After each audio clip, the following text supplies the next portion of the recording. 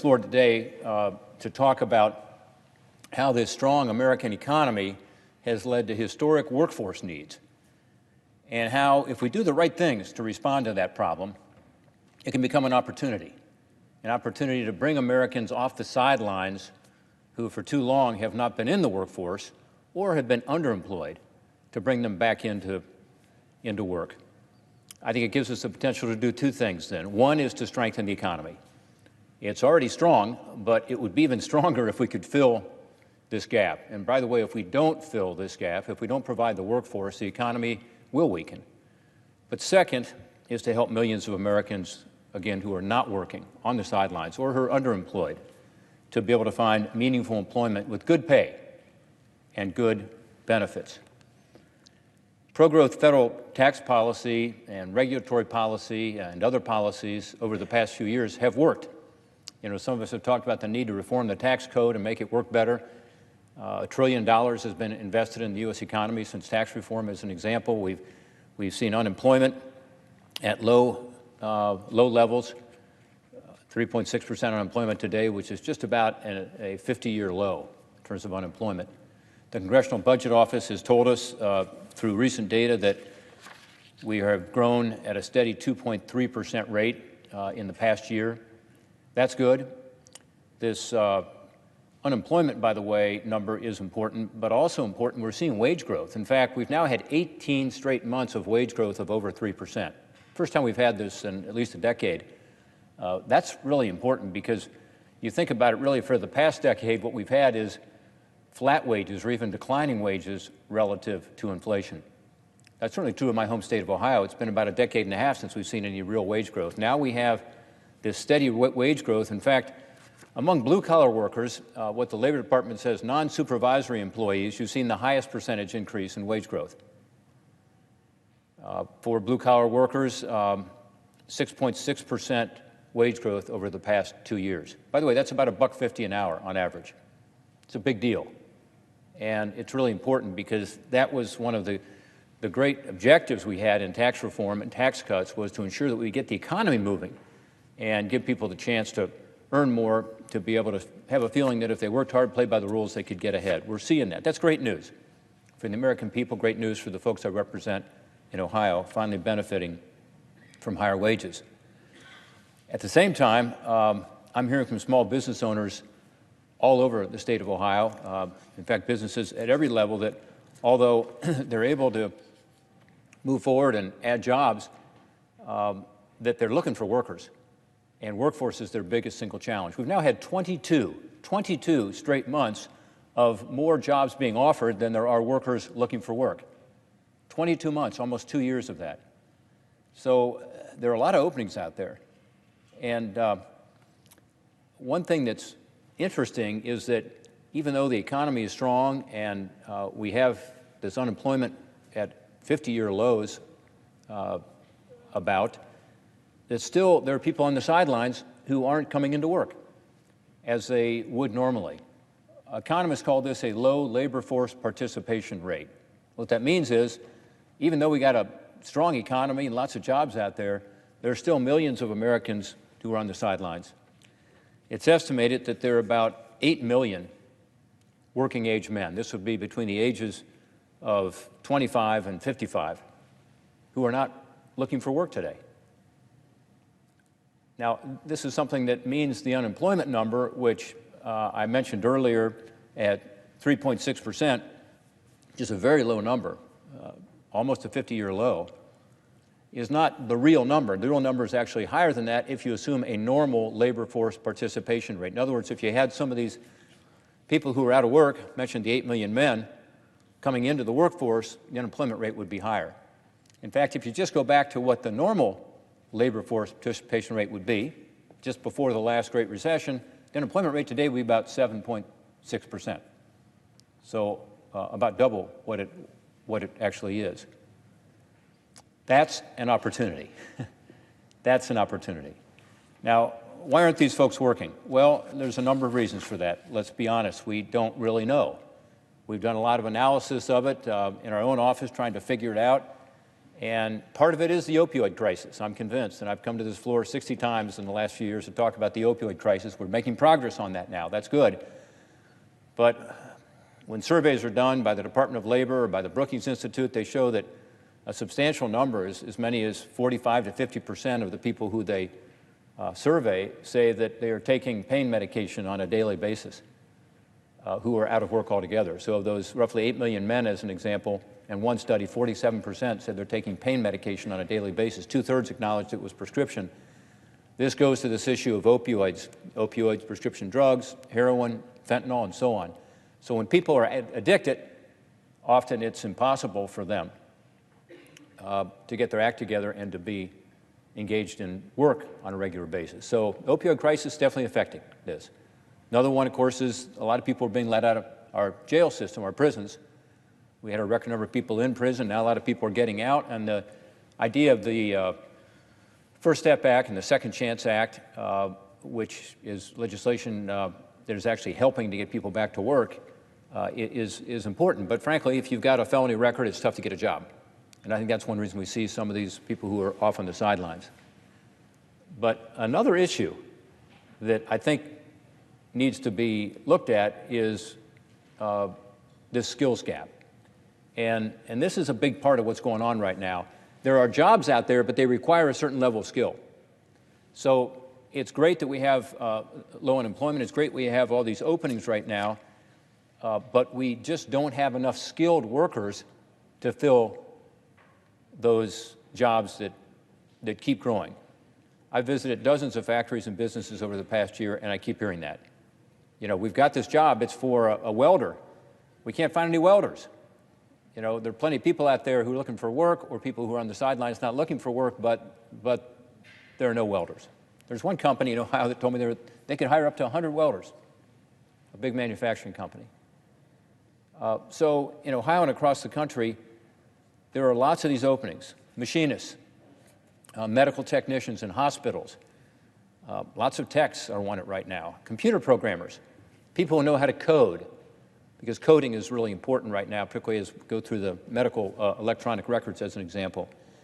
If you look on ohiomeansjobs.com this morning, and that's a website that's up there saying, you know, what jobs are available in Ohio, you'll see there are 187,000 jobs being offered this morning in Ohio.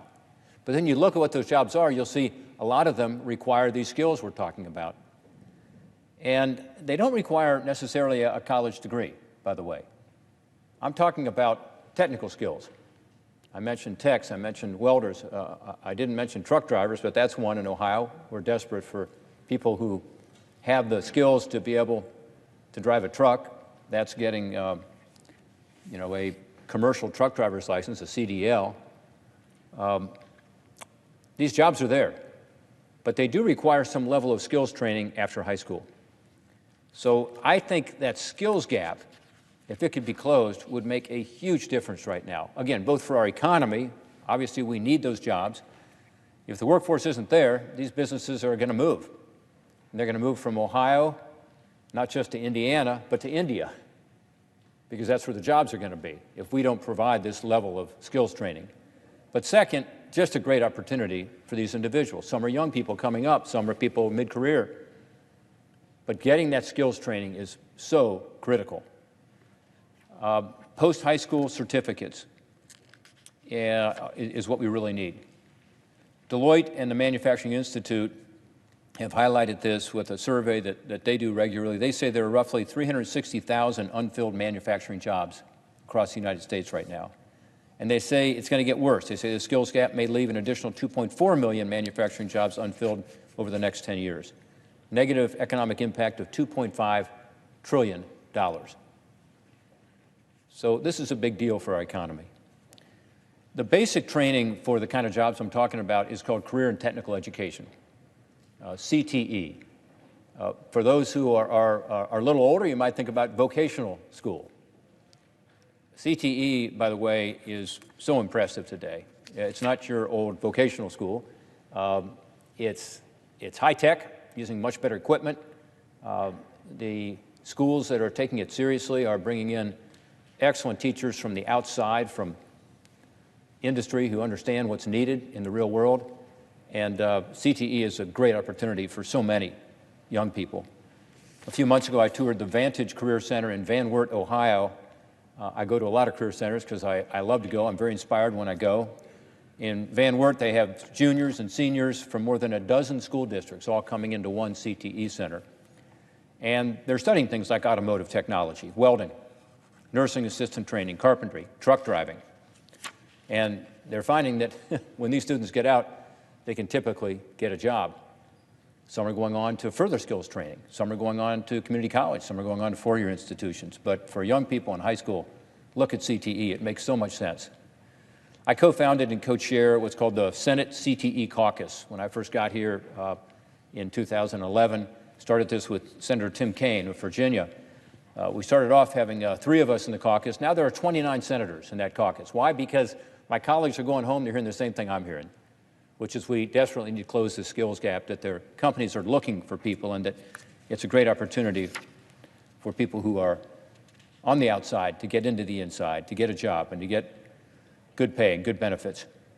So our job is to increase awareness of these skills programs as an education option.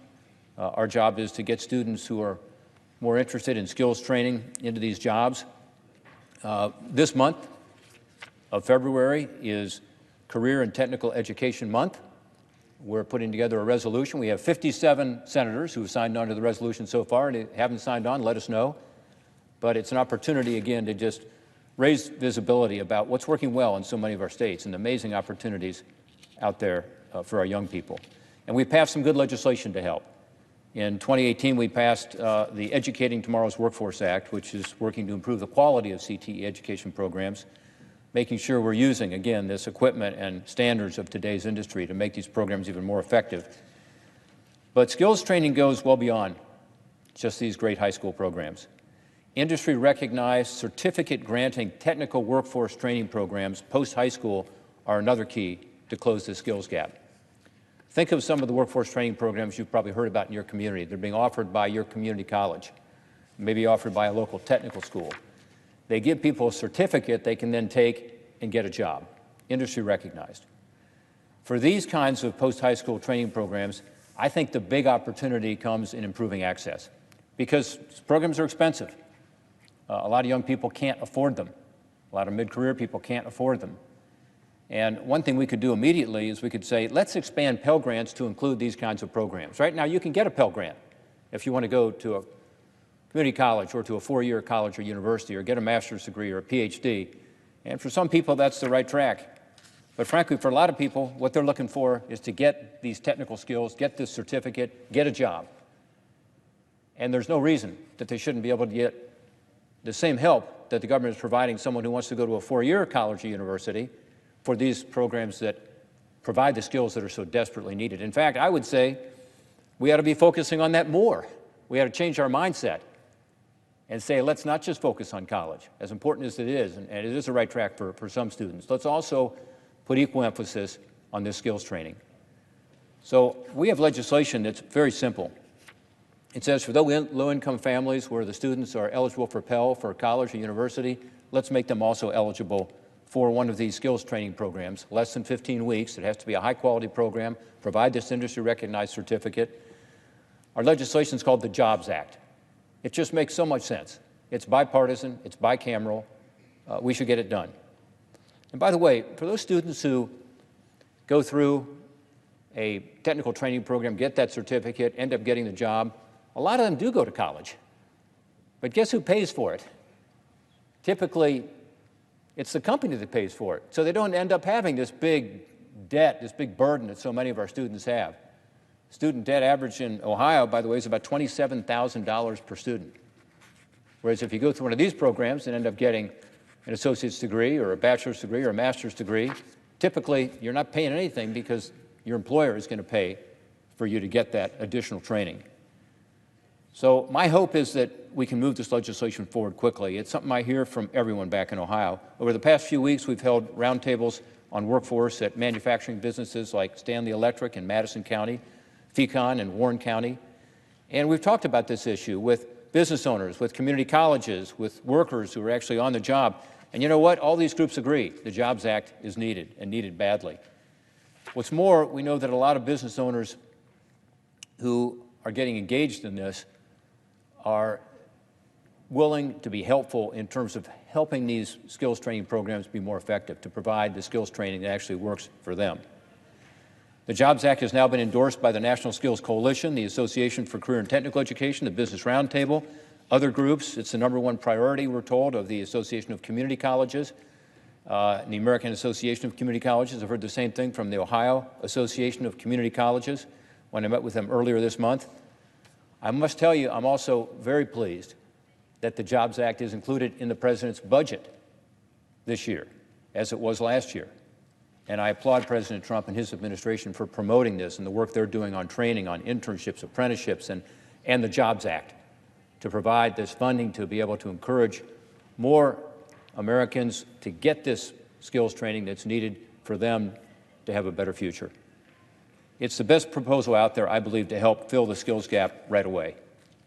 There are some alternative proposals out there that limit the kind of programs that would be eligible for this by requiring them to be a certain number of hours. Our community colleges in Ohio tell me that none of their short-term training programs would qualify for some of these alternatives that people are talking about. For programs like welding, precision machining, electrical trades, we need to get the funding into the short-term training programs now. As I said earlier, this is CTE month, Career and Technical Education month, so it's a good time to talk about all forms of technical education. If we make expanding these technical skills programs a priority, if we enact the Jobs Act I've been talking about today, we're going to address the #1 issue we hear from our employers, and we're going to help millions of Americans have a better opportunity. There's momentum in Ohio right now. Businesses are expanding, seeking skilled workers, but again, the skills gap is still an impediment. We need to seize this opportunity, keep our economy moving in this positive direction, and help Ohioans develop the skills to grow in the career of their choice and fulfill their potential in life. Thank you, Mr. President. I yield back.